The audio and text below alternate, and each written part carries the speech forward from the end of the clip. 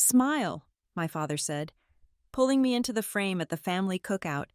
Behind the shed, my stepmother hissed, "You will never sit in the Graybridge Systems executive chair."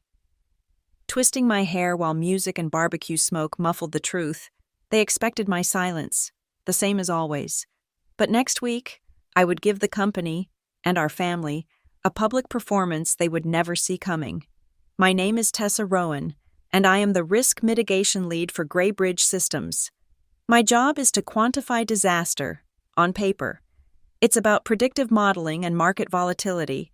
In practice, it's about knowing exactly how much pressure a structure can take before it splinters into a million irreparable pieces. Tonight, I was applying that skill to my own life. The backyard of our Lake Marin home was a portrait of manufactured American success. Golden string lights crisscrossed above the manicured lawn, casting a warm, forgiving glow that softened the hard edges of the people below. The air was thick and humid, heavy with the scent of hickory smoke from the grill where thick-cut steaks sizzled aggressively, their fat popping and hissing.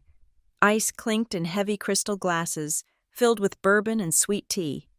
Laughter, loud and performative, erupted from clusters of aunts, uncles, and cousins, their voices weaving through a backdrop of a generic country song about dirt roads and true love. It was the annual Rowan family cookout, an event less about family and more about reinforcing the hierarchy before the Monday morning board meeting. "Tessa, get over here." My father, Victor Rowan, CEO and founder of Graybridge, waved me over with a hand that still held a cigar. His voice was a practiced boom, the kind he used to command a boardroom or charm a potential investor. It was a voice that never asked, only summoned. "Family photo. Everyone, squeeze in." I moved into the center of the forming group, a familiar tightness coiling in my stomach.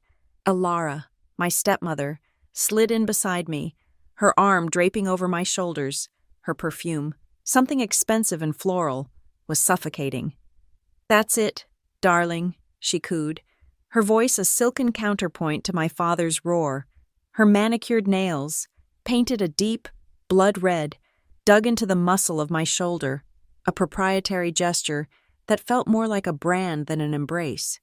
"Smile, family," Victor commanded, his own smile a brilliant, predatory flash of white. I felt the muscles in my face pull into the required shape. I was a professional.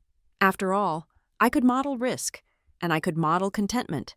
The camera clicked, a sharp metallic sound that seemed to freeze the moment in amber. The perfect, happy family under the soft, golden lights. The instant the photographer lowered his camera, the performance ended. Elara's grip on my shoulder tightened, her fingers now a vice. "Walk with me a moment, Tessa," she said, her voice dropping its public warmth, becoming flat and cold. It wasn't a request. She steered me away from the laughing crowd, her movements fluid and purposeful. No one noticed. They were already turning back to their drinks, their conversations. We rounded the corner of the house, heading toward the detached shed where the lawn equipment was stored. Here, the golden light of the party couldn't reach. The only illumination came from a single, bare-bulbed security light that cast long, distorted shadows. The cheerful country music was muffled, replaced by the low, incessant hum of the backup generator. It was a sound that vibrated deep in my teeth, a mechanical heartbeat in the sudden darkness. The air smelled of gasoline and cut grass. Elara released my shoulder only to grab my arm, spinning me to face her. Her smile was gone, replaced by a look of utter contempt. Her eyes, which could sparkle with such convincing warmth moments before, were now like chips of ice. "Let's get something straight," she whispered, her voice a venomous hiss that was almost lost in the generator's thrum. "You are hired help, a legacy admission to the company, a sentimental project for your father. Do not, for 1 second, believe that the EVP of strategy position is for you." I said nothing. I kept my face neutral, my breathing even. I had learned long ago that any reaction, anger, fear, defiance, was fuel for her. "That chair," she continued, stepping closer, her face inches from mine. is for Beck. It's his birthright. You are a placeholder, a line item. You are competent. I'll give you that. But competence doesn't make you family. It doesn't give you a claim. Her free hand came up, and for a second, I thought she would slap me. Instead, she tucked a stray strand of my hair behind my ear. A gesture that would have looked tender to any accidental observer. It was anything but. Her touch was cold, her nails scraping lightly against my skin. Then, with a speed that belied her elegant composure, she drove her elbow, hard and sharp, into my ribs. The blow was expertly concealed, a short, vicious jab that stole the air from my lungs in a silent gasp. A starburst of white-hot pain exploded under my ribcage. I bit down hard on the inside of my cheek to keep from crying out, tasting the sharp, metallic tang of blood. My vision swam for a moment, and I instinctively bent forward, my focus narrowing to my own shoes, a pair of simple leather loafers, now coated in a fine layer of dust and charcoal from the grill path. I stared at them, concentrating on the specks of gray and black, using the sight to anchor myself as the waves of pain radiated through my chest. "Stand up straight," Alara commanded, her voice devoid of any emotion. Slowly, painfully, I straightened up. My ribs screamed in protest. I kept my eyes on the ground, not wanting to give her the satisfaction of seeing the pain in my face. When I finally looked up, her transformation was complete. The mask was back in place. She smoothed the front of her silk blouse, a serene smile gracing her lips. "I'm glad we had this chat," she said brightly, as if we'd just been discussing the weather. She turned and walked away without a backward glance, her heels clicking softly on the flagstone path, disappearing back into the warm, golden light of the party. It took me a full minute to get my breathing under control. Each inhalation was a shallow, searing agony.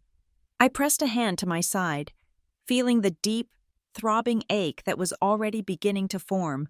With calculated calm, I straightened my own clothes, ran a hand through my hair, and reconstructed my public face.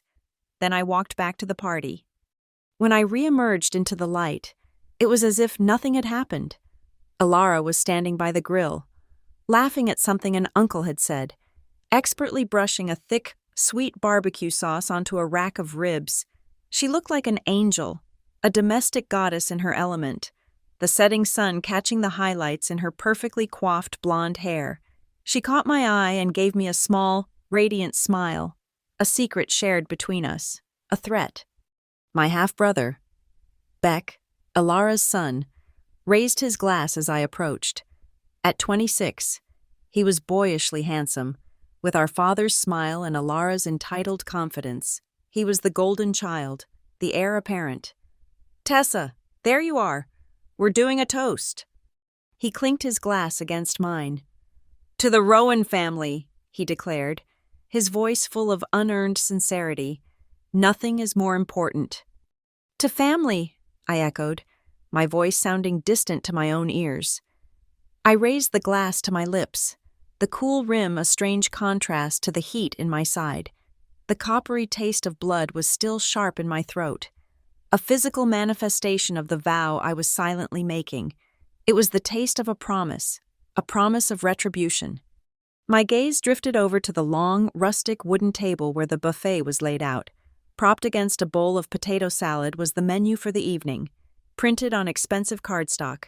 At the top, in elegant script, was the Greybridge Systems logo, our family and our business, twisted together, inseparable, like the strands of golden lights overhead, creating a beautiful picture that hid the faulty wiring and the constant, dangerous hum of electricity just beneath the surface. I pulled out my phone, my movements casual, as if checking a message. I opened a password-protected note app. The list was already long, a meticulous catalog of slights, threats, and manipulations. I scrolled to the bottom and added a new entry. My fingers were steady as I typed.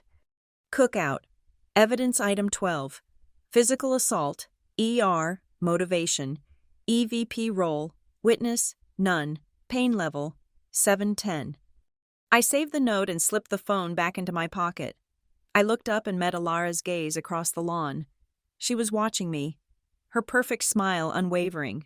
She thought she was untouchable. She thought I was just a girl who knew how to take a hit. She was wrong. I wasn't just taking them anymore. I was logging them. And soon, very soon, I would present the invoice, the Monday after the cookout. The bruise on my ribs had blossomed into a work of art, a swirling galaxy of purple and blue hidden beneath my silk blouse. It was a private, throbbing reminder of the corporate structure I inhabited. Graybridge Systems wasn't just a company. It was a kingdom, and I was a courtier who had forgotten her place. From the outside, our headquarters in Ashfield Ridge was the very picture of modern efficiency. It was a sterile monument of glass and brushed steel rising from a meticulously landscaped corporate park designed to project an image of forward thinking, Silicon Valley dynamism, but inside, behind the keycard access doors and past the ficus plants in the lobby, the infrastructure was practically feudal. Graybridge Systems, a domestic logistics technology company, specialized in optimizing the arteries of American commerce. We wrote the code that managed trucking fleets, the algorithms that predicted warehouse inventory, the software that promised to make supply chains leaner and more profitable. We sold order to a chaotic world. It was a magnificent lie. The heart of our own company was the most chaotic system of all. My father, Victor Rowan, was the founder king.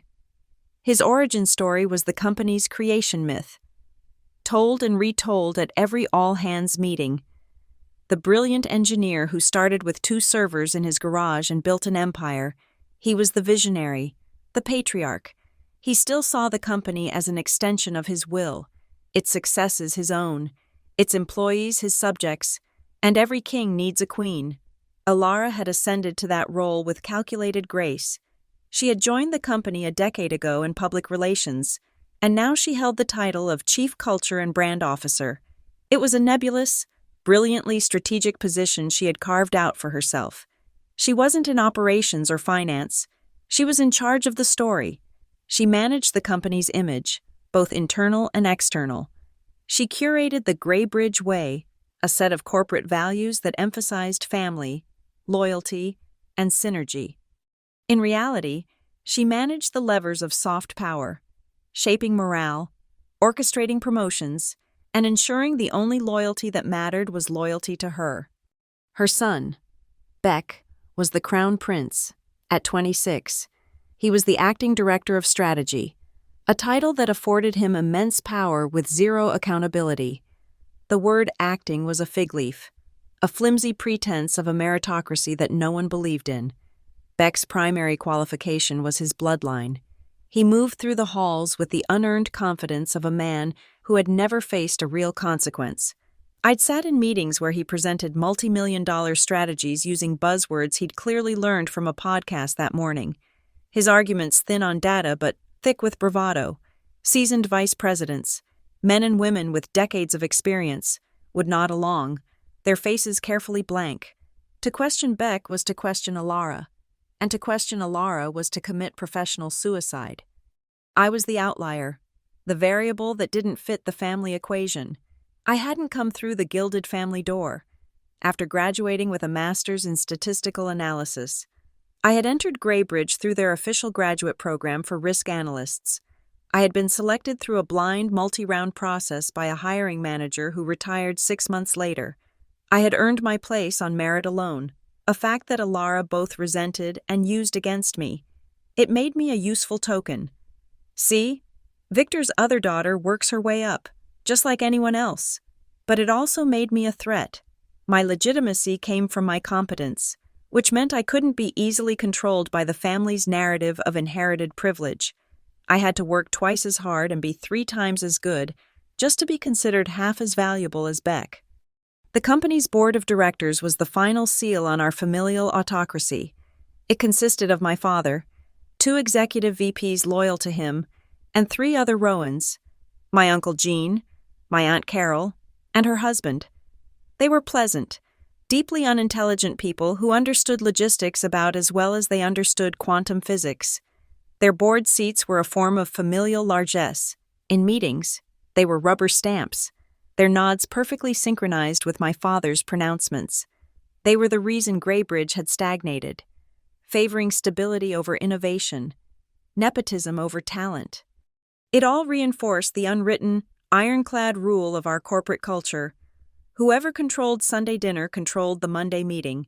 Power at Greybridge wasn't won in the boardroom. It was won over Chardonnay and grilled asparagus in my father's backyard. It was in the casual conversations where projects were greenlit, the seating arrangements that signaled who was in favor, the subtle barbs that undermined a rival. Alara was the master of this game. She was the hostess, the social director, the true chairman of the board. The official Monday morning meeting was merely theater, a formal ratification of decisions that had already been made around a patio table. My throbbing rib was a testament to my attempt to disrupt the script. The truth of this structure wasn't a secret. It was the ambient hum of the office, the shared, unspoken reality. People in the data science department would stop talking when Beck walked by. Managers would send me encrypted messages on Signal to ask for my real risk assessment on a project after Beck had presented his hopelessly optimistic version. The gossip wasn't even malicious. It was stated as fact, a weary observation exchanged in the brief, honest moments by the coffee machine. Tessa's model is the only one that makes sense, but you know who they'll listen to, or the most common one. Tessa is the smartest person in the room, but Alara will never let her sit at the big table. It was a glass ceiling held up by family portraits. Every few months, like clockwork, I would receive a hollow promise from Human Resources, a department that took its marching orders directly from Alara. The last one had arrived 2 weeks before the cookout, a masterpiece of corporate non-commitment. "Dear Tessa," it began, "we want to formally acknowledge your continued exemplary performance and significant contributions to the Risk Mitigation Department. Your insights are highly valued. Regarding your expressed interest in advancement opportunities, specifically the EVP of Strategy role, please be assured that we are committed to a comprehensive review process. The leadership team will be evaluating candidates and strategic needs in Q4. We encourage you to continue your excellent work." It was the bureaucratic equivalent of a pat on the head, a way to stall, to placate, to keep me generating value while they groomed Beck for the throne. I read it once, archived it in a folder labeled Platitudes, and got back to work. I didn't need their empty words. I was building my own case, on my own terms. My focus had narrowed to a single point of failure in their carefully constructed world.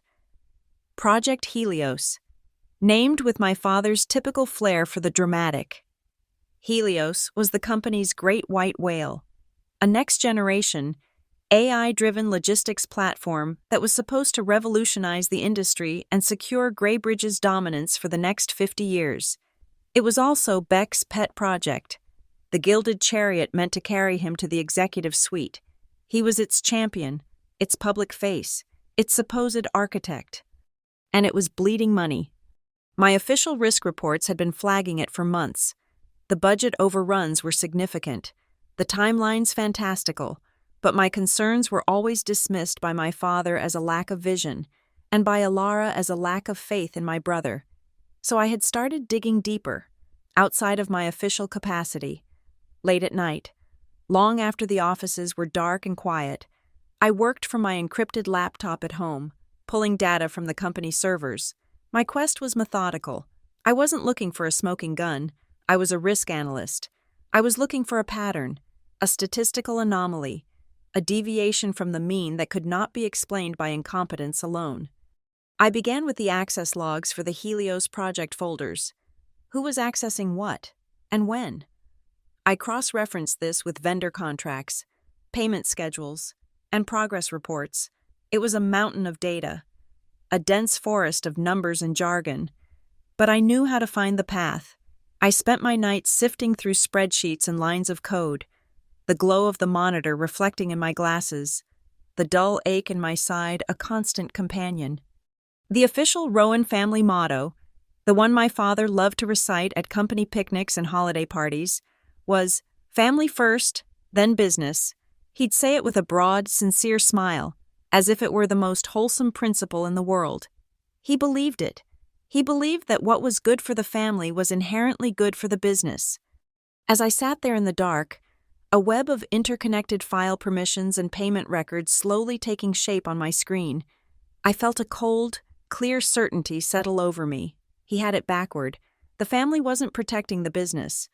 The business was protecting the family, insulating them from accountability, from reality. I leaned back, a small, humorless smile touching my lips. Family first, then business, I whispered to the empty room. All right. Then business will take care of the family. The hunt began in the quiet hum of my home office, long after the city of Ashfield Ridge had gone to sleep. My ribs were a dull, persistent ache, a metronome counting down the time I had left. The battlefield wasn't a boardroom. It was a vast, sprawling landscape of data, and I was navigating it with the cold precision of a cartographer mapping hostile territory. Project Helios was the target, and its budget was my point of entry. For 2 weeks, I sifted through the digital sediment of the project's financials. I ran regression analyses on spending patterns, built predictive models based on past projects, and cross-referenced every line item. It was painstaking, tedious work, the kind of deep dive that most people found soul-crushingly dull. For me, it was a form of meditation in the clean, logical world of numbers. There were no hidden agendas, no false smiles, no elbow jabs in the dark. There was only the data, and data, eventually, always tells the truth. The first anomaly appeared on a Tuesday night at 2:17 a.m. It wasn't a dramatic discovery, but a quiet whisper in the data. I was running a standard deviation analysis on vendor payments when a single name kept flagging as an outlier: Westmore Transit.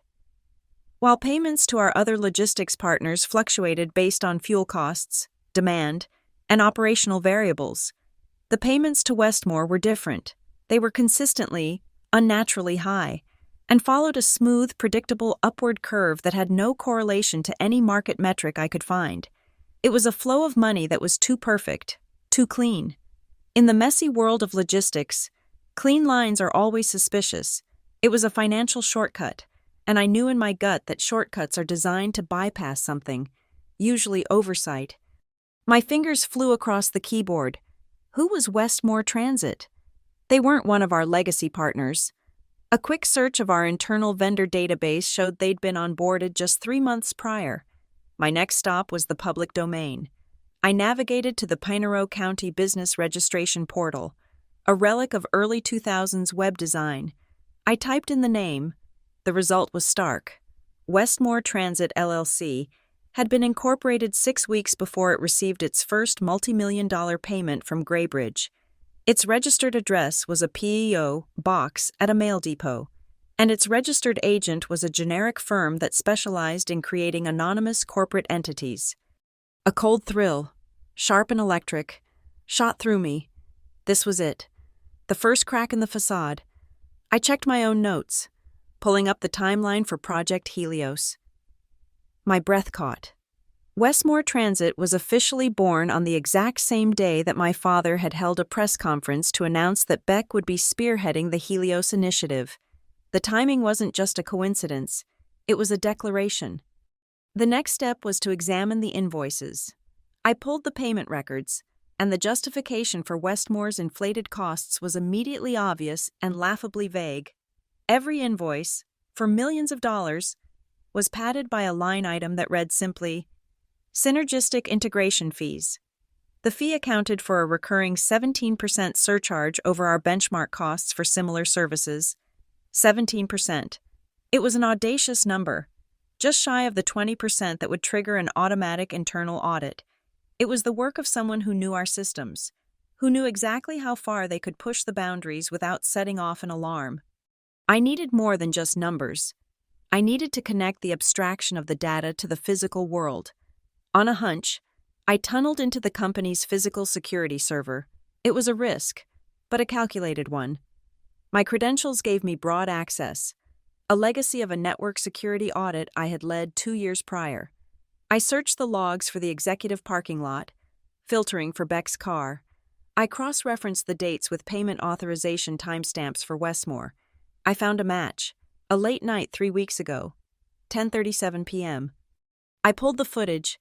The camera angle was wide, the image grainy and washed out in the harsh sodium lights. There was Beck, stepping out of his sleek Tesla. A moment later, a nondescript sedan pulled up beside him. A man I didn't recognize got out. They spoke for less than 2 minutes. There were no handshakes. Just before they parted, the man passed a thick manila envelope to Beck, who took it without looking at it and immediately placed it inside his car. It was clumsy, amateurish, and utterly damning.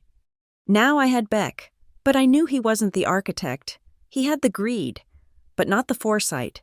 This scheme was too elegant in its design, too knowledgeable of Graybridge's internal controls. This was Alara's handiwork, proving it was the challenge. I turned my attention to the email archives.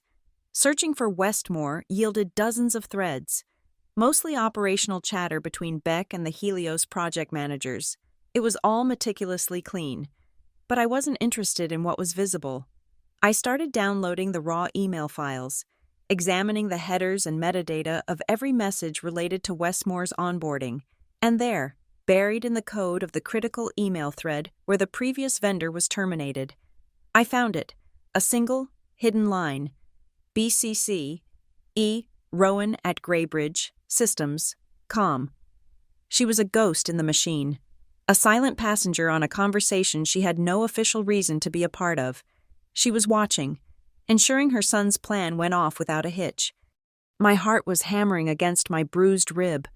I was close. I could feel it. I knew the final piece of evidence had to live within the project's core financial ledgers. I navigated to the shared drive where the Helios budgets were stored. I found the master file immediately. Its name was a gift. Helios Fee Final 2. X. Only someone in a panic, someone who didn't understand version control, would name a file like that. It was the digital equivalent of wiping fingerprints with your sleeve. I tried to open it. Access denied. The file was now password protected. Its macros locked. The door had been slammed shut. But they were too late. They had forgotten about the nightly backups. With a few lines of code, I mounted the previous night's server snapshot, a perfect copy of the entire system from before they knew I was coming. I found the unlocked version of the file and downloaded it. Then I downloaded the locked version using administrator privileges. I ran a file comparison script, telling the program to highlight every single difference between the two workbooks. The result loaded in seconds. My screen split into two. Showing the spreadsheets side by side, the script had highlighted a single discrepancy. In the older, unlocked version, there was a hidden column, column Z, labeled Consulting Tax. In every single cell of that column was a simple, elegant formula. It took the total payment to Westmore from that row and multiplied it by 0.03. A clean, untraceable 3% skim, siphoned from every single transaction. In the new, locked version of the file, column Z was gone. The 3% had been folded into the main payment amount, its digital trail completely erased. It was the most beautiful thing I had ever seen. It was the intellectual equivalent of a perfect, silent kill. It was the mathematical proof of their guilt. To seal it, I pulled up the project's master user permission matrix. I filtered for all users with owner-level privileges, the highest level of access, allowing the user to alter and delete data without a trace. There were the expected names: the project director, the lead engineer, Beck, and Lila Rowan. A chief culture and brand officer had absolutely no operational reason to possess that level of control over a financial ledger. It was the final link in the chain, connecting her ghost in the email to her hand on the weapon. I spent the next 4 hours composing the memo. It was 7 pages of pure, unassailable fact. I didn't include a single word of speculation or accusation. I simply presented the data, the timeline of Westmore's creation, the analysis of the 17% overbilling, the still image from the parking lot surveillance, the BCC on the email, the side-by-side comparison of the spreadsheets showing the disappearing 3% skim. and the chart of user permissions. I compiled it all into a single, password-protected PDF, complete with graphs and appendices. It was a formal declaration of war, written in the dispassionate language of a corporate audit. My last step was delivery. Sending it to my father's official Graybridge email was pointless. Ilara monitored it like a hawk. Sending it to his private account was also a risk. He could dismiss it, bury it, confront me in a fit of misguided paternal loyalty. My father was compromised. I needed an audience that wasn't. I opened a new email. My hands were perfectly steady. I attached the encrypted file. In the to field, I began to type a name my father and Ilara wouldn't be expecting, the name of the one person on the board I knew they couldn't control. Aurelia Pike, the newly appointed, fiercely independent chair of the audit committee. My finger hovered over the send button. This was the point of no return. This was the first shot, and I knew, with absolute certainty, it would hit its mark. Clicking send was a silent declaration of war. The email, containing my 7-page memo as an encrypted attachment, left my outbox at 10:52 p.m. and traveled into the digital ether, addressed to a woman I had never met. Sending it to my father's official email, ceo@graybridge.com, would have been an act of professional suicide. For the past 5 years, that inbox had been a black hole, a carefully managed information filter controlled by Ilara.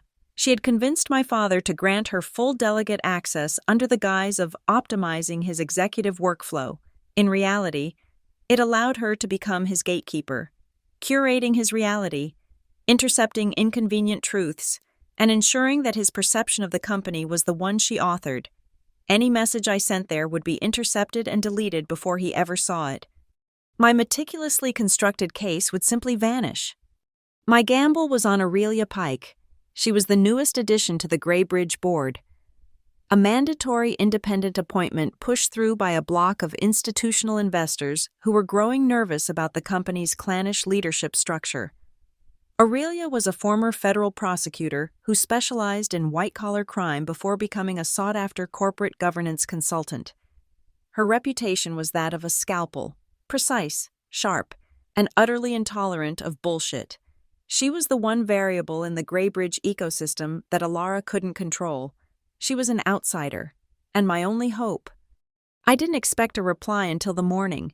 I assumed a woman like Aurelia Pike had an inbox that was a raging tire fire of corporate communications. I stood up and walked to the kitchen to pour a glass of water, my mind already racing ahead to the potential outcomes. She could ignore it. She could forward it to my father. She could call me into a meeting with HR. The possibilities were a complex decision tree, and I was mapping out my response to each branch. My phone buzzed on the counter before I had even finished filling the glass. It was an email notification. My heart leaped into my throat. The reply was from Aurelia. The timestamp showed she had responded just 9 minutes after I had sent my original message. The brevity of her email was both chilling and profoundly reassuring. It read, simply, "Ms. Rowan, I have received your document.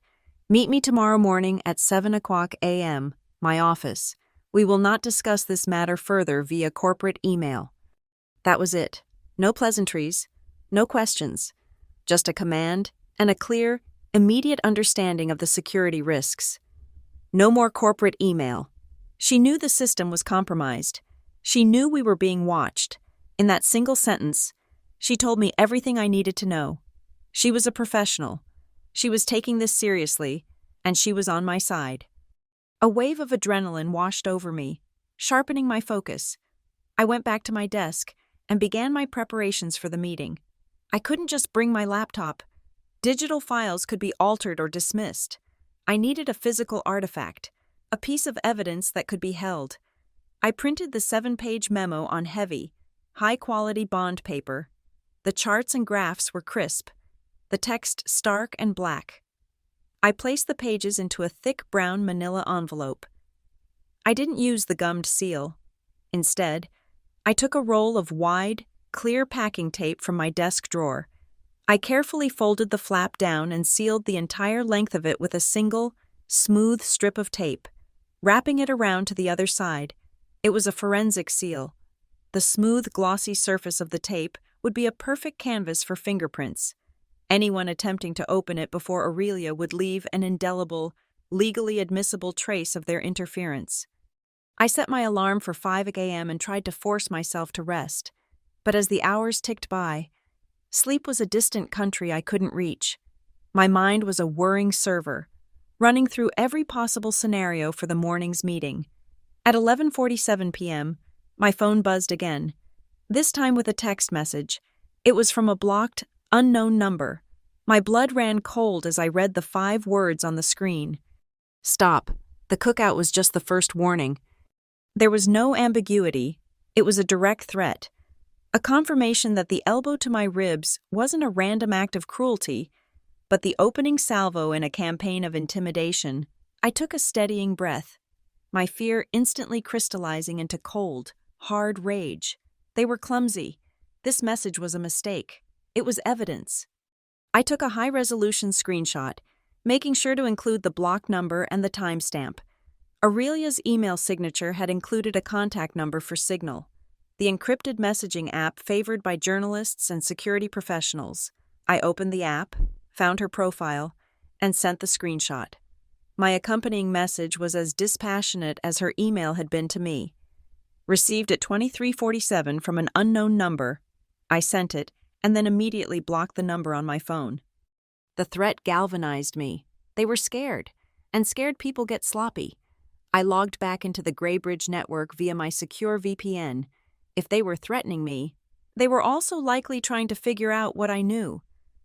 My first stop was the physical access logs for the main office building.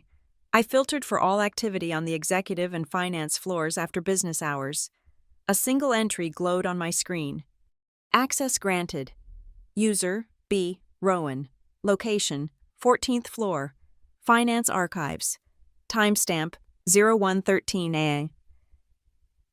Beck. In the finance archives at 1 o'clock in the morning, there was no legitimate reason for him to be there. He was hunting.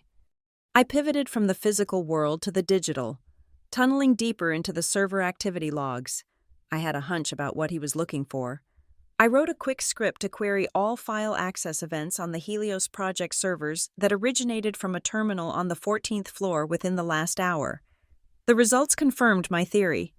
A series of massive, sweeping search queries, one after another, all containing my user ID, to Rowan. They weren't looking for a specific file.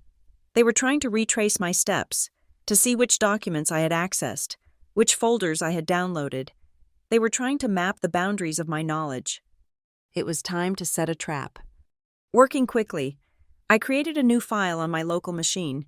It was a simple, 3-page PDF document. I filled it with plausible but ultimately useless information, publicly available summaries of the Helios project, generic mission statements, and heavily redacted progress charts. I named the file Helios Summary Tessa Only a PDF, a name designed to be irresistible bait. Before saving it, I embedded a single piece of code within the file, a web beacon, a transparent 1-pixel image linked to a private server I controlled. It was a digital tripwire. The moment the file was opened and the pixel attempted to load, it would send a notification to my server, logging the time and the IP address of the viewer. I uploaded the file, placing it in a project subdirectory that my own logs showed I had accessed frequently. It was a piece of cheese in the middle of a well-worn path. Now, all I had to do was wait. I turned off the lights in my office and sat in the dark, my screen displaying only the live feed from my server monitor. The minutes stretched into an eternity. 1:45 a.m., 1:55 a.m. The building was quiet. The city was asleep. It was just me and them, ghosts in the machine, circling each other in the digital darkness. At 2:06 a.m., it happened. A single line of text flashed onto my console, stark white against the black background. Ping received. File. Helios/summary, Tessa Only. PDF. My breath hitched. The trap had been sprung. Someone had opened the file. A few seconds later, the system resolved the source IP address. It was an internal Graybridge address, one assigned to the executive suite on the 18th floor. My script cross-referenced the IP with the company's network user directory. My eyes narrowed as the final piece of information appeared on the screen. It wasn't Beck, scrabbling in the finance department. It was the Queen herself, directing the search from her throne. Access by E. Rowan. The Monday morning strategy meeting was held in the 18th floor glass box conference room, a space designed to make its occupants feel like gods observing the world from on high.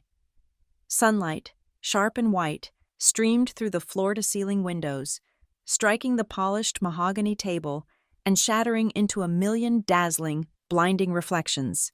The panoramic view of Ashfield Ridge stretched out below, a toy city for the giants who decided its fate. At the head of the table, the seat belonging to the CEO, my father's seat, sat empty. It was a throne of rich, black leather, and its vacancy created a palpable void, a vacuum of power that sucked the air out of the room.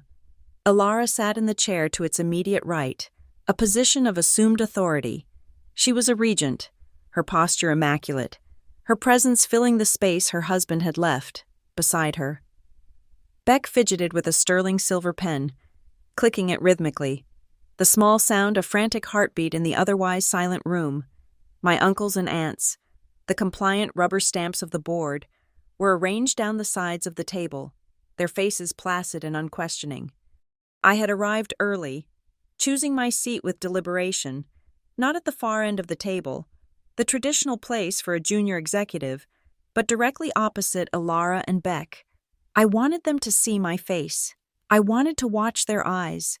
I had slept for exactly 94 minutes, but I felt a strange, humming clarity, an alertness that was more potent than caffeine. The thick manila envelope, sealed with its forensic tape, sat in my lap, its weight a dense, comforting anchor. The clock on the wall read 9:05 a.m. My father was late, an unprecedented event.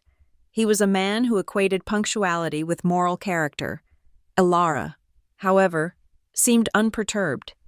She glanced at the empty chair, then at the clock, and a small, satisfied smile touched her lips. She saw not an absence, but an opportunity. She placed her hands flat on the table, a gesture of command. "Good morning, everyone," she began, her voice as smooth and cool as the glass walls around us. "Since Victor is running behind, we'll get started. The agenda is full, and time is money." She didn't have to look at the agenda. She had written it. First on the docket, Project Helios. This week, Beck will be presenting the updated progress on the beta rollout and the revised Q4 projections. Her voice was that of a chairwoman. She had seamlessly usurped my father's role, and no one at the table blinked. Beck sat up a little straighter, a flicker of pride in his eyes. He opened his laptop, ready to begin his performance. I waited for the precise moment her sentence ended, for the fractional intake of breath before Beck could begin. In that pocket of silence, I moved. I lifted the manila envelope from my lap and placed it on the polished surface of the table. I didn't slide it. I placed it. The sound was a soft, definitive thud, heavy and final. It was a foreign object in the sterile environment of pens and laptops, and every eye in the room was drawn to it. "Before we hear about projections," I said, my voice even and clear, "I have a critical risk update concerning the project's existing financials." I didn't ask for permission. I made a statement. Ilara's gaze shifted from the envelope to my face. The warm, serene mask was back in place, but this time I could see the infinitesimal tightening around her eyes. She smiled, a slow, condescending curve of her lips. "Tessa, darling," she said, her voice dripping with manufactured sweetness. She used my first name like a pat on the head, a way to remind everyone that I was a child at the adults' table. "This is a top-line strategy meeting. Perhaps your audit notes can be circulated to the finance department through the proper channels later on." She was dismissing me, framing my interruption as a procedural error, a bit of housekeeping not fit for this grand stage. She was putting me back in my box. Beck smirked, relaxing back into his chair. the threat neutralized. And then, the conference room doors opened with a soft, hydraulic hiss. The light from the hallway was momentarily blocked by a silhouette. A woman stepped into the room. She was tall and slim, dressed in a sharply tailored charcoal gray suit, her silver hair cut in a severe, elegant bob. It was Aurelia Pike. "Pardon the intrusion," she said, her voice calm and measured. It was not an apology. "My apologies. I wasn't aware this meeting was on the calendar." She surveyed the room, her gaze missing nothing. Not the empty chair, not Alara's frozen smile, not the brown envelope on the table. "Please continue." She didn't take a seat at the main table. Instead, she moved to one of the chairs lining the wall, positioning herself as an observer. But her presence had fundamentally altered the room's chemistry.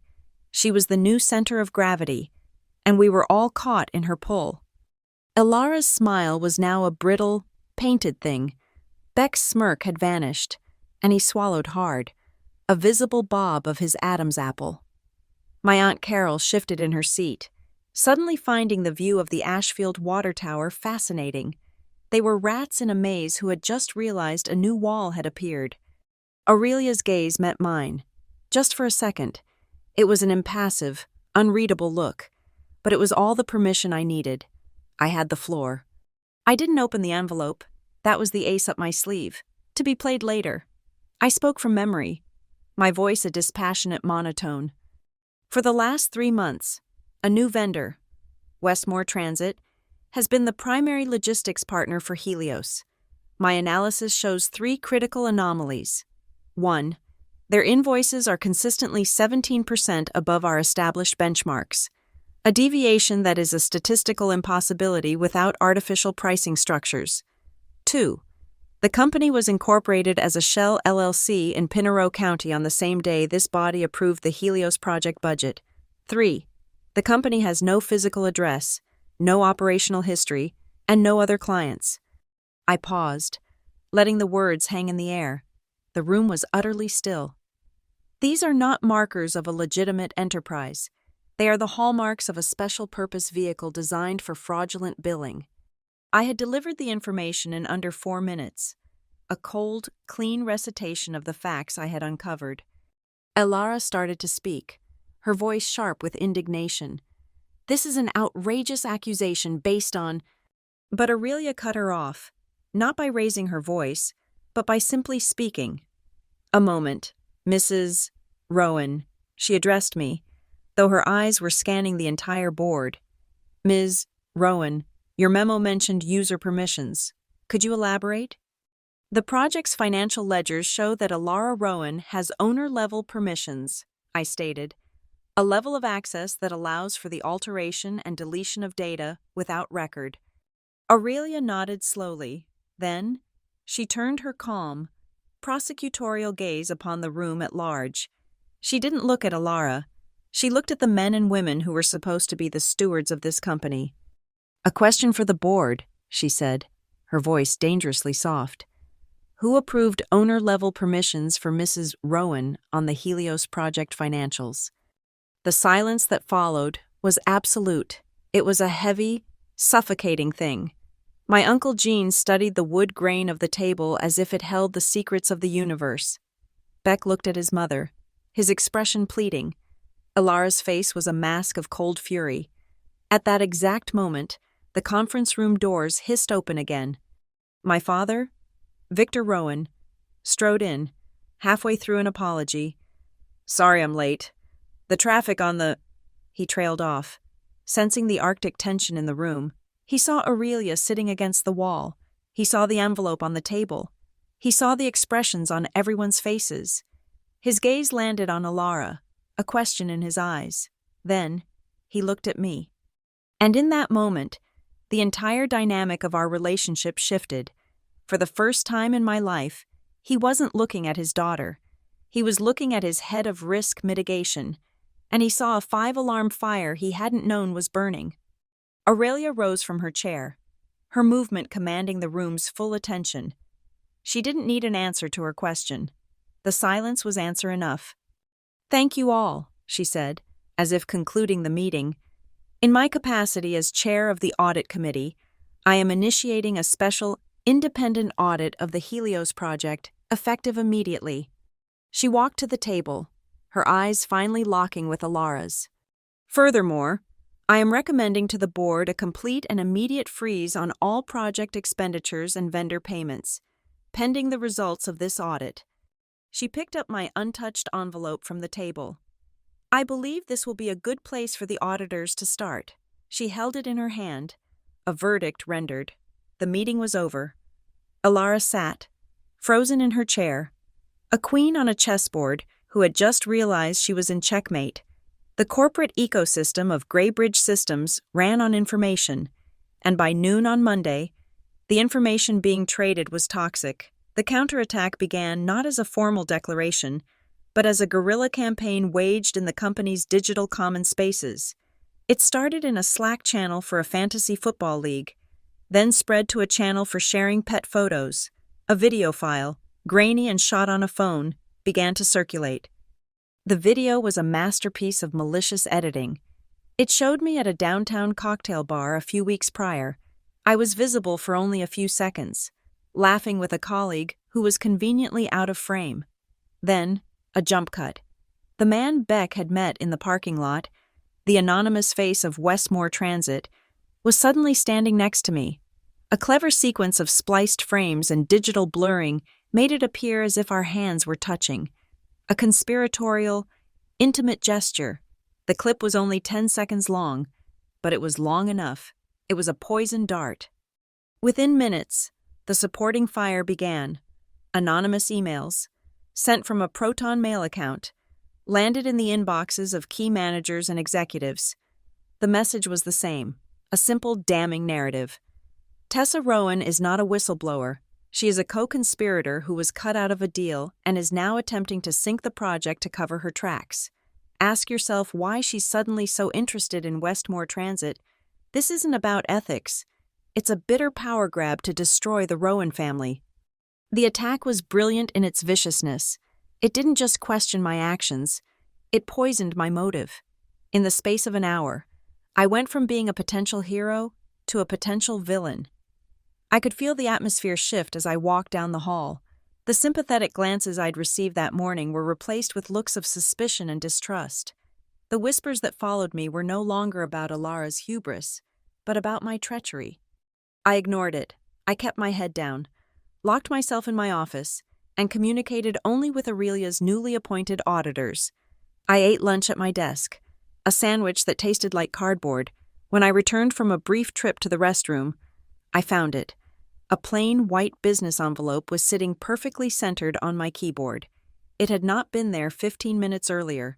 My name was not on it. My heart began to hammer against my ribs. A frantic, trapped bird. I looked around. The office was quiet. I picked up the envelope. It was thin, but there was a small, hard object inside. With trembling fingers, I tore it open. It wasn't a document. It was a necklace, a delicate silver chain with a small, simple locket. My mother's locket, the one she was wearing in the last photograph I have of her. It was the single most precious thing I owned. It was supposed to be in a velvet-lined box in my apartment.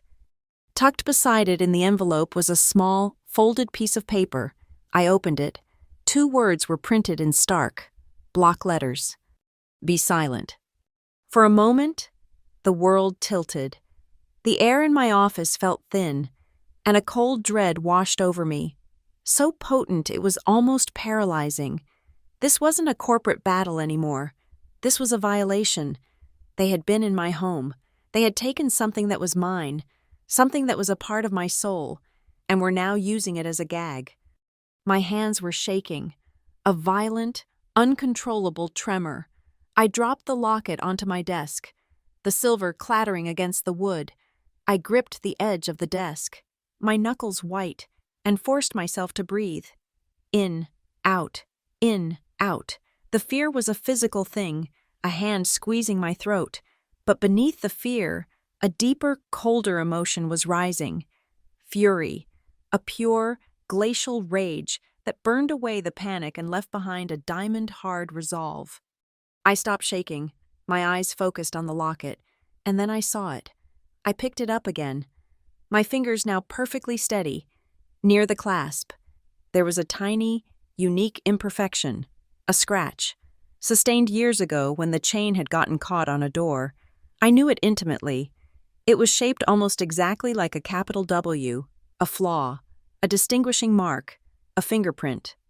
And I had a photograph of it. 2 years ago, for an insurance appraisal, I had taken a series of high-resolution macro photos of my most valuable possessions. My mind raced, my fingers flying across my keyboard, navigating to my personal, encrypted cloud storage, folder, personal, subfolder, appraisals. There it was, an image file dated October 14th, 2023. I opened it. The photo was a crystal-clear close-up of the locket, and there, perfectly in focus, was the W-shaped scratch. I had them. I opened Signal and sent a new message to Aurelia. I attached the photograph. My message was clinical, devoid of the emotion churning in my gut. This locket was left on my desk anonymously 20 minutes ago with a threatening note. It was stolen from my locked apartment sometime last week. The attached photo, with its original EXIF timestamp from 2 years ago, can be used to positively identify the item as my property. This is a clear act of evidence tampering and witness intimidation.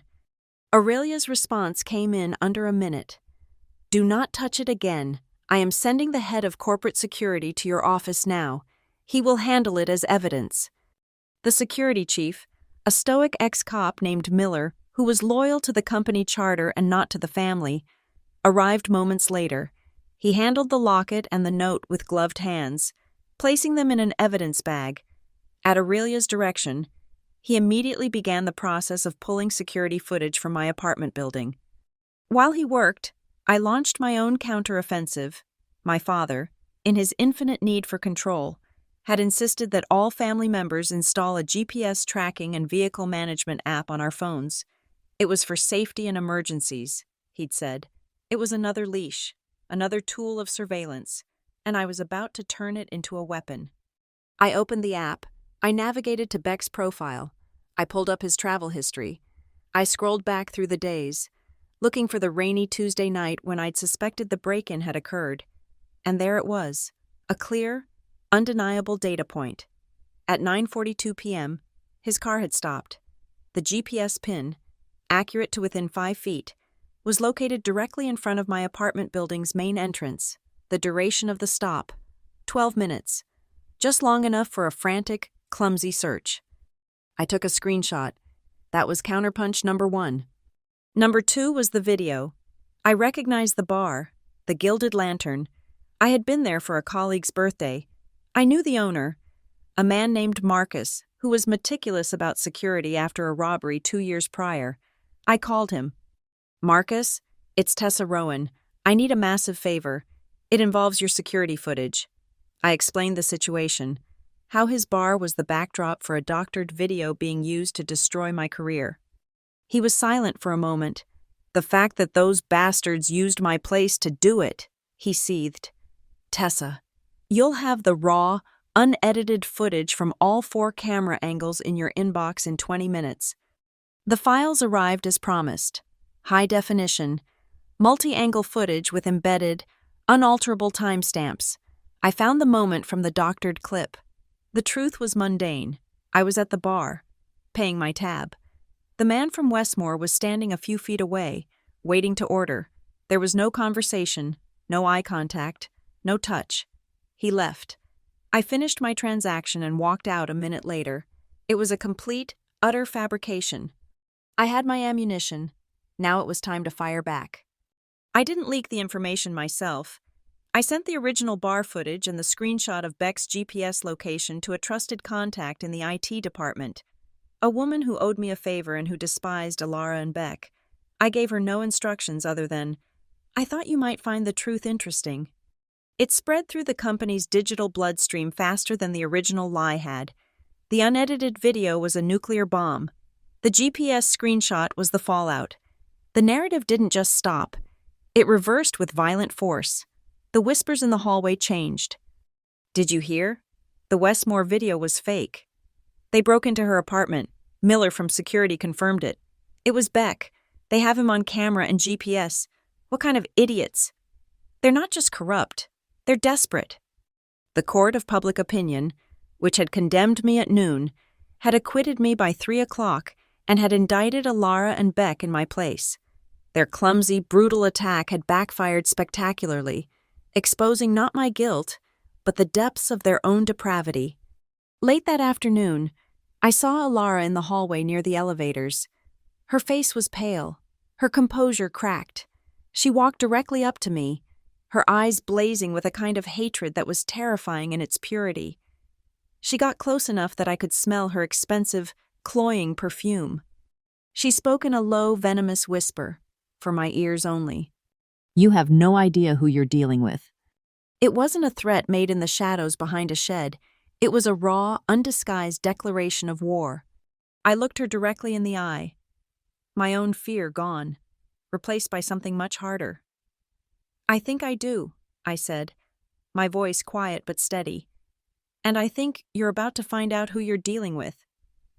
The reckoning came not in a hushed boardroom, but on a brightly lit stage in front of the entire company. Aurelia Pike, moving with the speed and decisiveness of a hurricane, had convened a mandatory, company-wide all-hands meeting in the main auditorium, but it wasn't just for those present.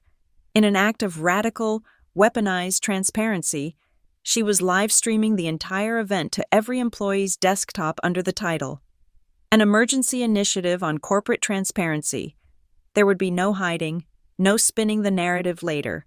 We would all watch Helios get stripped bare together. The stage was set like a tribunal. Aurelia sat at a table to one side, a silent, presiding judge. In the center were 2 partners from Kensington Forensics, a notoriously ruthless independent auditing firm. They stood beside a massive screen, their demeanor calm and clinical. My father sat beside Aurelia, looking pale and diminished under the harsh stage lights, and in the front row, placed like defendants in the dock, were Alara and Beck. They were compelled to attend, their faces tight masks of indignation.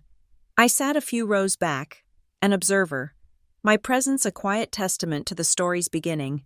The air in the auditorium was thick with a mixture of fear, anticipation, and schadenfreude. The lead auditor, a man named David Chen, stepped forward. He was methodical, his voice devoid of emotion. He was not there to accuse, he was there to present facts.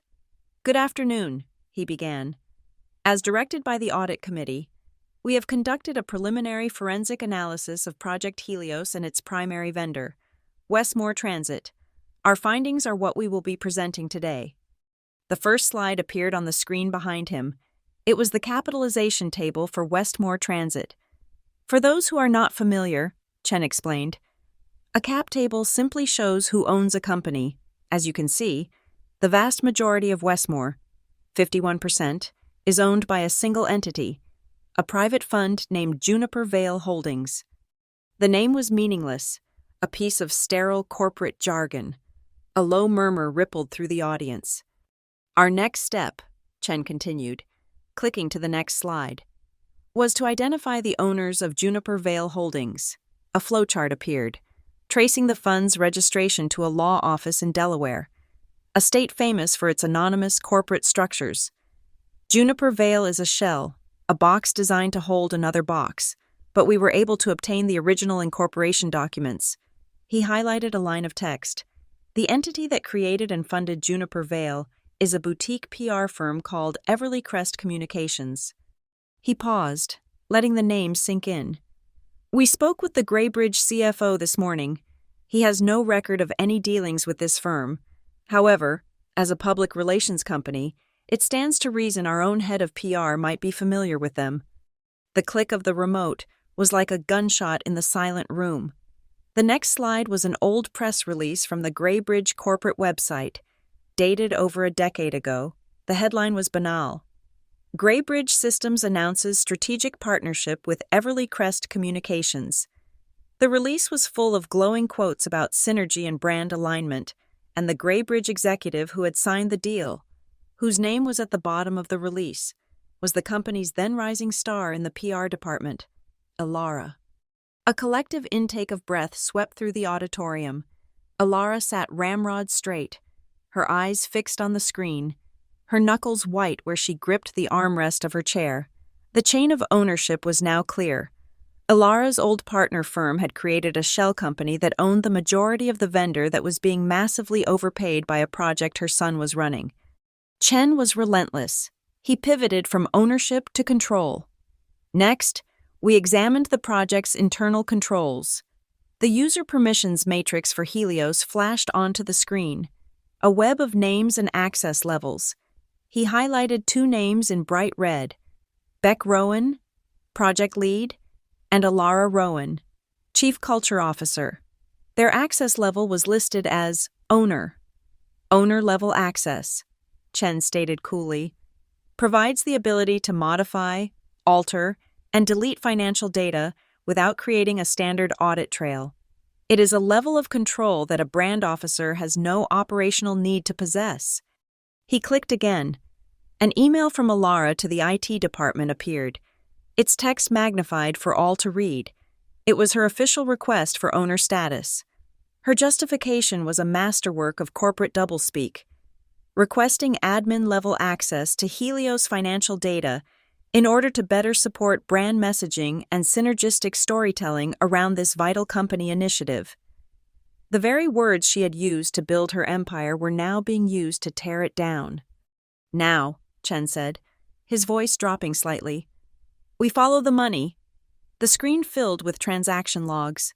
A column of figures showed the 3% skim, the so-called consulting tax, flowing out of Westmore's accounts.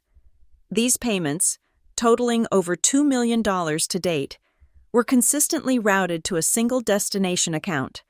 A new slide appeared, showing the account details. It was at a small local bank, Ridgeport Financial. The name on the account was brutally simple: B.R. We have reason to believe, Chen stated, looking directly at the front row, that B.R. are the initials of Beck Rowan. The dam broke. Victor let out a sharp, ragged gasp, as if he'd been punched. Beck leaped to his feet, his face a blotchy, furious red. "That's not true," he shouted, his voice cracking. "Those are legitimate consulting fees. It was all approved. It's all perfectly legal." His denial was a frantic, panicked squeal that only confirmed his guilt. Chen didn't even flinch. He waited for Beck to run out of steam, then addressed him with icy calm. "Mr. Rowan, consulting fees are typically substantiated by itemized invoices and statements of work. What we found was not a fee." He clicked to his final, devastating slide. It was the code from the hidden macro in the Excel file. He walked the entire company through it, line by line, explaining in simple terms how the script was designed to automatically and silently siphon exactly 3% of every payment made to Westmore. It was not an invoice, it was a parasite, a piece of code written for the sole purpose of theft. This macro, Chen concluded, was triggered 37 separate times. The presentation was over, the case was made, the verdict was in. Aurelia Pike stood up. She had been observing the proceedings with the stillness of a predator. Now, she moved to the center of the stage. "Thank you. Mr. Chen," she said, her voice cutting through the stunned silence. She looked at Ilara and Beck, her face an impassive mask. "In accordance with Section 12, Subsection B of the Graybridge Corporate Bylaws regarding gross financial misconduct, I am formally recommending to the board the immediate and indefinite suspension of Ilara Rowan and Beck Rowan, pending the conclusion of a full investigation and potential criminal referrals." She then turned to my father. Her voice softened, but only slightly, losing its prosecutorial edge and taking on the cold authority of the board. "Victor," she said, "as the husband and father of the individuals involved, you have a clear and undeniable personal conflict of interest. Therefore, I must formally ask you to recuse yourself from presiding over or voting on any matter related to this investigation." It was a complete and total usurpation of his power, executed flawlessly on his own stage. My father, the founder king, had been rendered a figurehead. He stared at Aurelia, his face a mixture of shock and betrayal. He opened his mouth to speak, but no words came out. The fight had gone out of him. With a slow, heavy movement, he sank back into his chair. A man suddenly 20 years older. He looked broken. Then, he lifted his head and his eyes scanned the audience, passing over the faces of his employees, his friends, his family. Finally, his gaze found mine. He looked at me, and the expression in his eyes was one I had never seen before. The anger was gone, the paternal disappointment was gone. For the first time, he wasn't looking at his rebellious daughter. He was looking at his head of risk mitigation. He was looking at the colleague who had told him the ship was sinking while he was busy hosting a party on the deck. And what I saw in his eyes was a look of dawning, horrified respect. The special shareholders' meeting was convened not at Greybridge headquarters, but on neutral ground, the main ballroom of the Halcyon Court Hotel.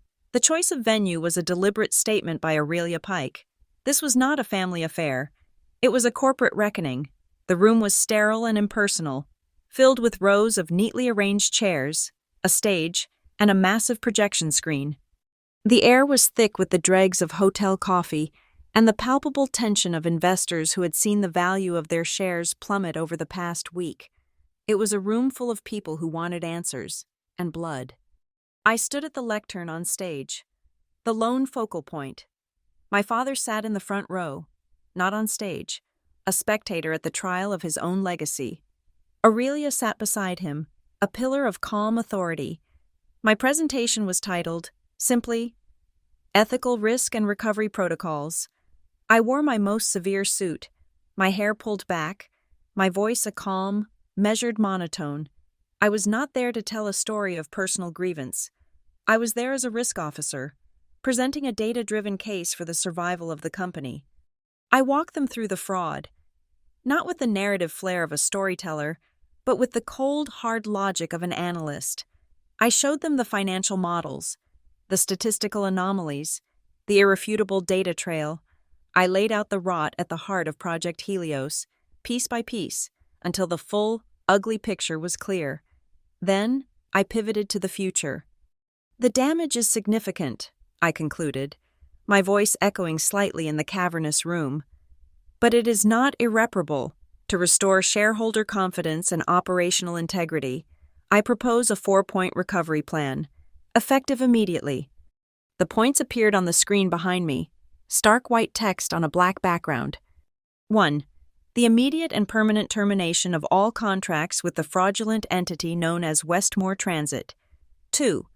The initiation of civil litigation to claw back every cent of the 3% siphoned funds. 3. Our full and transparent cooperation with the Pinero County District Attorney's Office in their inevitable criminal investigation. And 4. An immediate restructuring of executive oversight, beginning with the formal separation of the CEO and chairman of the board roles to ensure independent accountability. I finished and a heavy silence filled the room. In that silence, a man in the third row stood up. He was Arthur Abernathy, one of the company's oldest and most respected private investors, a man who had backed my father since the garage days. "I have a statement, not a question," he said, his voice raspy but strong. He turned to face the other shareholders. "For 6 months, we've been fed a diet of buzzwords and fantasy projections about Helios while the stock price has bled out. We've been lied to." He then turned and pointed a finger not at my father, but at me. This young woman, Victor's own daughter, didn't hide behind family loyalty. She did her job. This girl just saved our company. A murmur of assent went through the crowd. Abernathy's endorsement was a powerful catalyst, giving voice to the room's simmering anger. But before the sentiment could solidify, another figure rose, Alara. She was no longer on the board, but she was still a significant shareholder through my father. She strode to the microphone set up for audience questions, her movements sharp and furious. "This is a farce," she spat into the microphone, her voice shaking with rage. "This is not a recovery plan. It is a meticulously planned coup, a pathetic, jealous scheme orchestrated by a girl who has been trying to undermine my son for years. She couldn't compete with him, so she decided to destroy him. This is a family matter that she has twisted into a corporate assassination for her own personal gain. Her voice was raw, emotional, a stark contrast to my cold presentation. She was playing her last card, trying to frame the entire crisis as the vindictive fantasy of a jealous stepdaughter. Some of the older shareholders, friends of the family, shifted uncomfortably. Her poison was finding purchase. I did not answer her. I didn't even look at her. I simply gave a slight, almost imperceptible nod to the AV technician at the side of the stage. The slide with my 4-point plan vanished from the screen, replaced by a black void. Then, a sound file began to play, its waveform appearing on the screen. It was the audio from my phone, recorded behind the shed. Ilara's voice, a cold, menacing whisper, filled the silent ballroom. "You will never sit in the Graybridge Systems executive chair." The audio was damning enough, but I wasn't finished. Alongside the audio file, I had the tech display a spectral analysis of the recording's background noise. A second slide showed the data log from the party's Bluetooth sound system. The analysis was a perfect match. The low hum of the generator, the specific frequencies of the country song that was playing, the precise timestamp. It was a forensic lock, proving the audio's authenticity beyond any doubt. Then, as her recorded voice continued to echo through the room, a final image appeared on the screen. It was the photograph of my bruised ribs, a swirling galaxy of purple and blue. The timestamp from my phone's camera was displayed in the corner, showing it was taken less than an hour after the audio was recorded. A collective, horrified gasp rippled through the audience. The narrative was no longer about corporate fraud. It was now, undeniably, about physical abuse and intimidation. Ilara stood at the microphone, her face ashen, her mouth slightly agape. She had been exposed, her cruelty laid bare for the world to see. As she stood frozen, Aurelia Pike rose and walked calmly to the lectern. She looked out at the shareholders, her expression grim. "I believe we have heard enough," she said, her voice cutting through the tension. "We have several motions on the floor that require a vote. In light of the evidence presented, I am formally moving to a shareholder vote on the following items." She listed them with the dispassionate clarity of a judge. Motion 1. The permanent and immediate removal of Ilara Rowan from the board of directors. Motion 2. The indefinite suspension of Beck Rowan from all duties at Graybridge Systems, pending the outcome of the criminal investigation. And Motion 3. The immediate implementation of the governance restructuring, separating the roles of CEO and chairman of the board. The voting was conducted electronically, via handheld devices given to each registered shareholder. The results were tallied in real time. For 30 agonizing seconds, the screen showed a voting in progress message. Then, it refreshed. A single, stark pie chart appeared. In favor, 78%.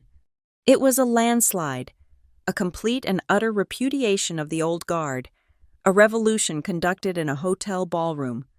In the stunned silence that followed, Aurelia Pike turned to me. She was still on stage, and I was still at the lectern. She spoke into the microphone, her voice carrying through the room, a public declaration. "Ms. Rowan," she said, her tone formal, but her eyes holding a new respect. "The board has approved your recovery plan, but a plan is nothing without leadership. Given your intimate knowledge of the Helios project and the clear and present need for stable, ethical command, the board would like to ask, will you accept the role of interim executive vice president of strategy, tasked with stabilizing this project and leading its recovery?" It was a public coronation, offered in the wake of a public execution. The room was silent, every eye on me. I could feel my father's gaze, my aunts and uncles, and I could feel Ilara's. I looked out at the shareholders. Then I looked at Aurelia. I gave a single, decisive nod. "I accept." My voice was steady, betraying none of the turmoil inside me. I glanced at Ilara one last time. The shock on her face had been replaced by something far more terrifying, It was pure, unadulterated hatred, a fire that was no longer hidden behind a polite smile or a dismissive remark. It was a wildfire raging in her eyes, and it was burning for me. This battle was won, but I knew, with chilling certainty, that the war was far from over. The stage for the final act was not a courtroom or a boardroom, but the grand, sunlit atrium of the Graybridge Systems headquarters. It was a space designed to impress, a soaring cathedral of glass and steel, with a living wall of green foliage that climbed 3 stories high. Aurelia Pike had ordered the internal communications team to set up a small stage directly in front of this wall. It was a symbolic choice. This was about new growth, about life returning to a company that had been poisoned from the inside. A podium, a few chairs, and a single, unobtrusive camera on a tripod, live streaming to every employee in the company. This was not a press conference for the outside world. This was a settling of accounts for the family that actually mattered, the thousands of people who worked here. The entire lobby was filled with employees, standing in silent, expectant clusters. They were the jury and the audience. I stood to the side of the stage with Aurelia, watching as my father walked slowly to the podium. He looked smaller than I had ever seen him.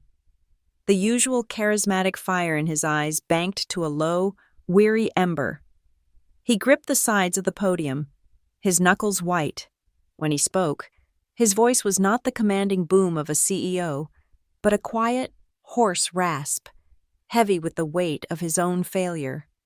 "Good morning," he began, his voice barely carrying without the microphone.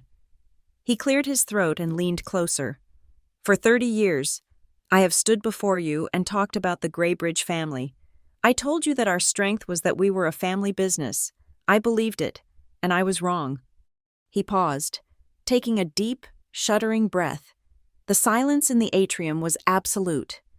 "I was so focused on my family," he continued, his voice thick with regret, "that I forgot my first duty was to this family, to all of you.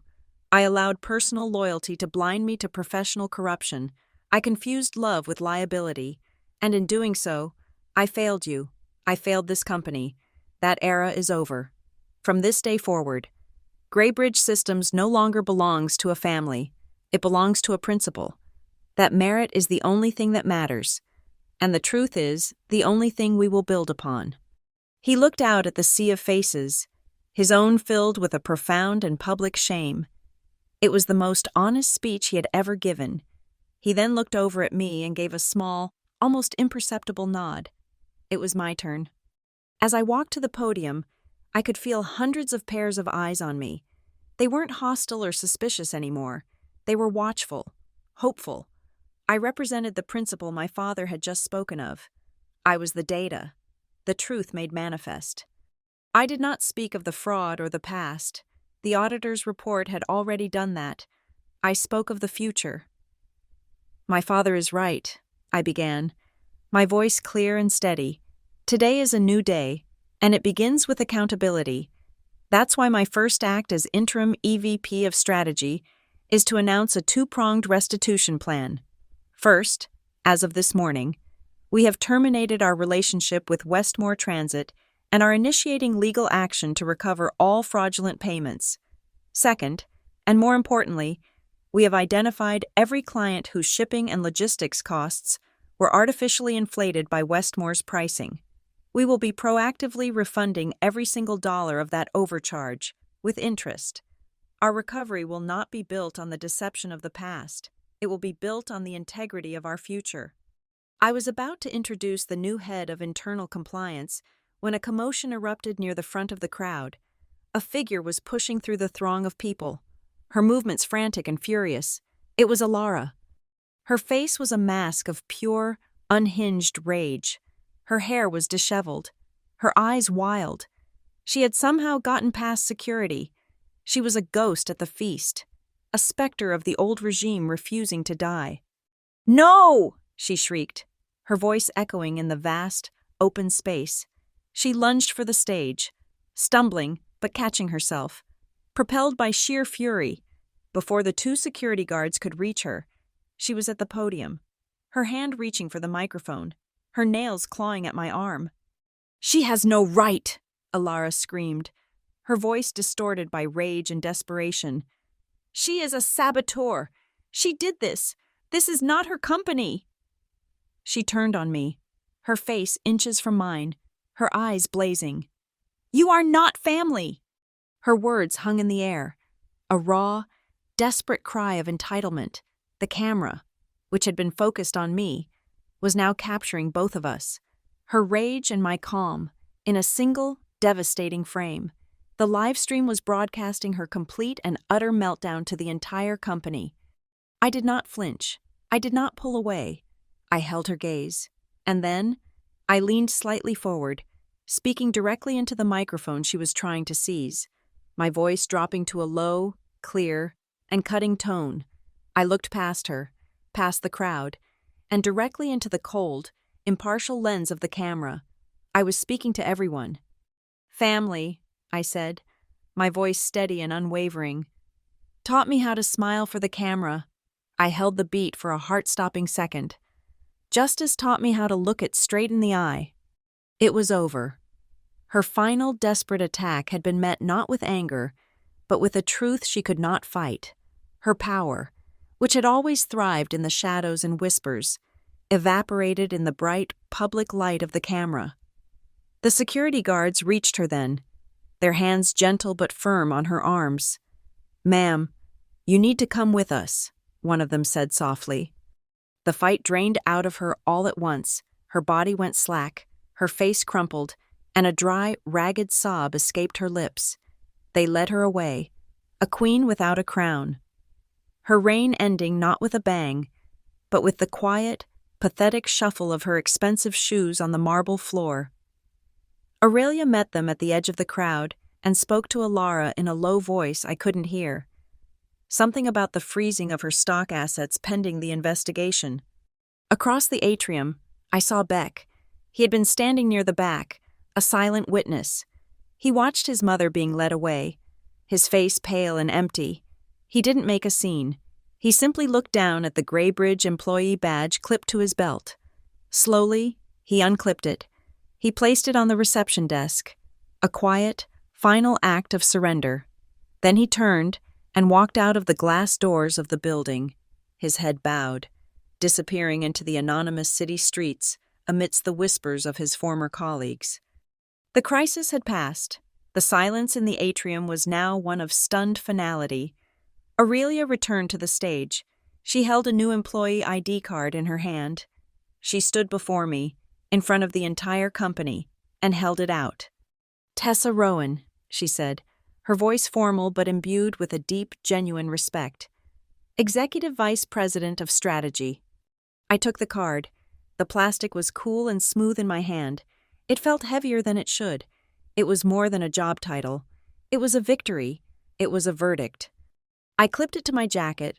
I looked out at the faces of my colleagues, and for the first time, I felt like I truly belonged.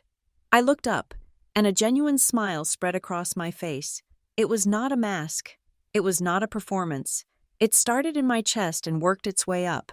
A feeling of profound, hard-won relief. It was my smile, and I was the only one who controlled it. My gaze drifted upward, past the living wall, to the high, vaulted ceiling of the atrium. A series of modern, decorative lights were strung across the expanse, their brilliant white glow illuminating the entire space. They were arranged in elegant, sweeping curves, a perfect mirror of the cheap, golden string lights that had been strung across my father's backyard on the night this all began. The same lights, I thought, but this time, they weren't hiding a dark secret behind a shed. They were illuminating everything. And this light, finally, was all mine. The hum of the atrium slowly returned to normal, the low murmur of employees talking in hushed, excited tones, the soft chime of the elevators. The storm had passed, leaving behind a landscape that was irrevocably altered. The stage was already being dismantled, the symbols of the old regime's trial being quietly packed away. The corporate photographer, a young man named Leo, who usually shot product launches and headshots, approached our small group hesitantly. He looked at Aurelia, the new center of power. Ms. Pike? For the internal archives, could we possibly get a photo of the interim leadership? It was a standard request, yet in this moment, it felt monumental. Aurelia nodded. A good idea. Leo. She looked at my father, then at me. The three of us were what was left. We moved to the center of the atrium, instinctively positioning ourselves in front of the verdant living wall. A chair, one of the heavy leather ones from the stage, was still there. It was the chair my father had sat in. Leo, trying to be helpful, gestured to it. Mr. Rowan, if you'd like to sit? My father looked at the chair. It was, for all intents and purposes, the chairman's seat, the seat of power he had occupied for 3 decades. He looked at it, then at Aurelia, and then at me. For a long moment, he was still.